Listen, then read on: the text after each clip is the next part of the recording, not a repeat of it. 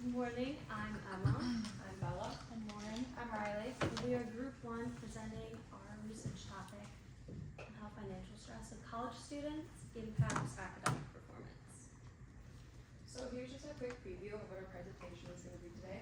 We have our introduction and why it's relevant, our research, which is our independent and dependent variables, our survey plans, our sample plan, and if there's any follow-up questions. So why do we choose this topic and why is it relevant? Money triggers a great deal of stress for a lot of people, especially college students. This information quote from Scholarship America says getting through higher education means constantly thinking, worrying, and stressing about how to afford it. Economic burden can definitely affect a lot of things, such as heightened stress levels, disrupt cognitive function, impaired time management, and diminished motivation. And 70% of college students have reported facing stress due to their financial situation. These expenses can definitely go beyond just tuition, but like living, transportation, textbooks, food, etc. And the worries of these finances can lead to ongoing stress, anxiety, and even depression. Constantly worrying about finances can definitely divert a student's attention away from studying and doing any of their coursework. Also, working a job can also significantly reduce their time in order to do these academic tasks. And the overall financial stress significantly affects the mental well-being of college students, which results in a drop in academic performance. So this is why it can be seen as a top concern for students. So we have two hypotheses that will be used in our research. The first one being the financial stress of college students impacts academic performance, and the use of a financial plan can reduce financial stress in college students. So for the first hypothesis, there's a lot of research to back up the effects of students' financial stress on their academic performance.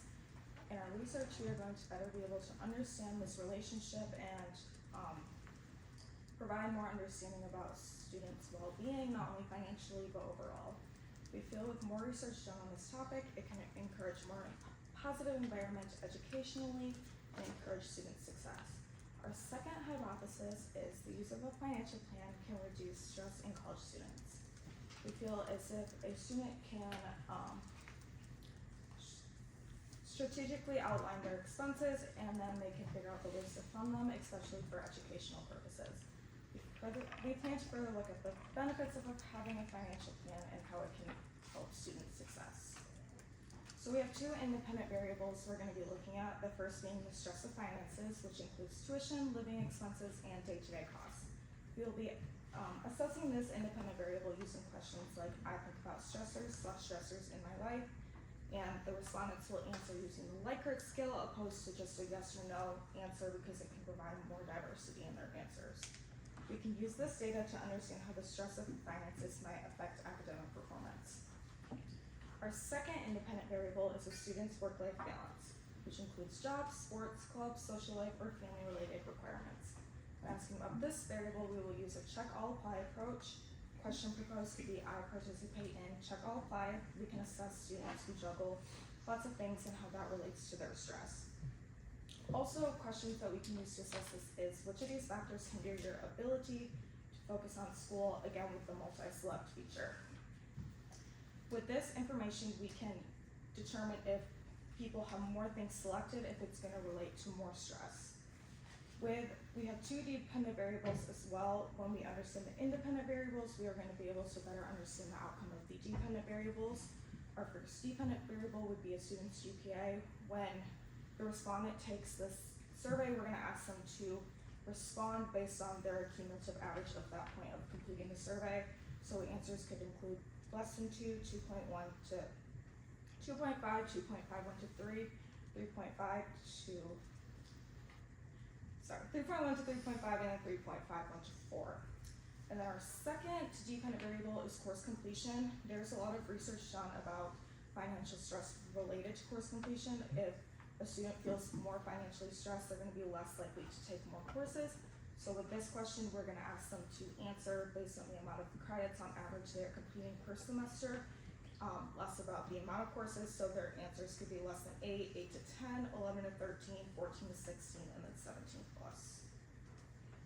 Now getting into our survey plan, our respondent expectations is ideally a minimum of 300, but realistically we hope to hit 150. Getting into the specific criteria, which is like our demographic questions, which is age, gender, academic standing. Maybe the older you get, the more kind of you're getting more stressed out about debt and what comes after graduation. And then we talk about quantitative data, questions, study habits, mental health, campus resources. This is more data that you can compare the different groups, and that varies financial stress levels, and see how study habits can also impact like your mental health. And with these questions, as I find myself thinking about financial stressors in my life from 0 to 10, 0 being not at all, 10 being all the time.